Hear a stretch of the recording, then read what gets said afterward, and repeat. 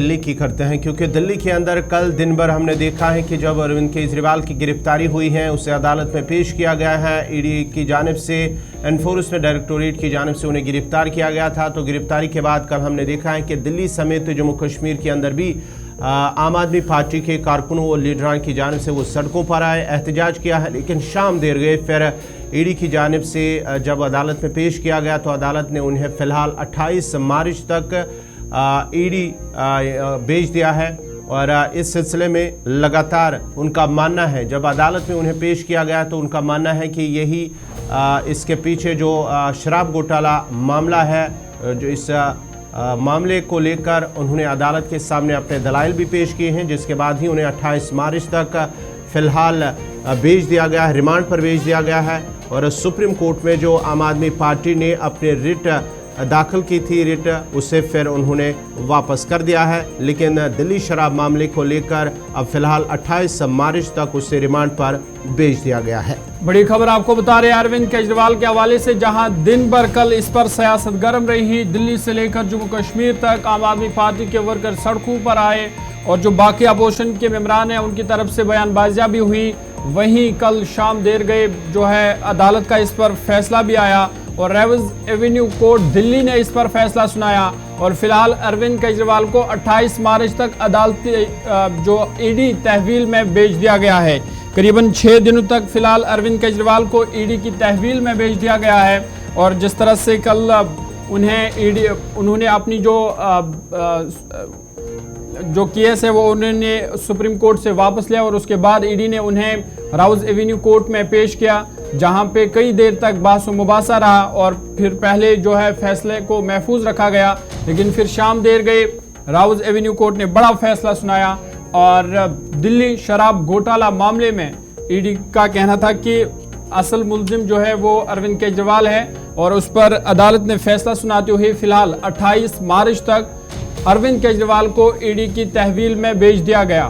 तो 28 मार्च को इस मामले पर दोपहर 2 बजे करीबन इस मामले पर फिर से जो है रेवज एवेन्यू कोर्ट में सुनवाई होगी और देखने वाली बात यह होगी कि उससे क्या कुछ निकल के सामने आ रहा है। और इस हवाले से जो आम आदमी पार्टी के वजीर और जो कल सुर्खियों में भी रही, क्योंकि लगातार इस हवाले से प्रोटेस्ट हो रहा था और उसके बाद उन्हें हिरासत में भी लिया गया, फिर शाम देर गए उनको छोड़ा भी गया। और उन्होंने कहा कि आम आदमी पार्टी इस फैसले का खैर मकदम करती है, अदालत के फैसले का एहतराम करती है। तब उन्होंने एक बार फिर बीजेपी की तनकीद करते हुए कहा कि बीजेपी जो है वो ईडी के जरिए इंतखाबात जीतना चाहते हैं और कहीं ना कहीं अपोजिशन को कमजोर करना चाहते हैं। जहाँ नाजरीन, जम्मू कश्मीर के अंदर भी इस हवाले से सियासत काफ़ी गर्म रही है, जहाँ पर महबूबा मुफ्ती की जानिब से भी बयान सामने आया है। उन्होंने साथ ही साथ कहा है कि इंतखाबात से पहले, पार्लिमानी इंतखाबात से पहले इस तरह से अपोजिशन को ख़त्म करना चाहते हैं। उसके साथ साथ ही नेशनल कॉन्फ्रेंस के नायब सदर उमर अब्दुल्ला ने भी अपने ख्यालात का इजहार किया है ईडी की कार्रवाई पर अरविंद केजरीवाल के खिलाफ। उन्होंने कहा है कि गुज़िश्ता कई सालों के दौरान जो जमहूरी इदारे हैं उनको आहिस्ता आहिस्ता खोखला किया गया है। आदशी ने कल मजीद क्या कुछ कहा, उसकी बाइट जरा प्ले कीजिएगा। मार्च तक की ईडी की कस्टडी में दिल्ली के मुख्यमंत्री अरविंद केजरीवाल जी की रिमांड दी है।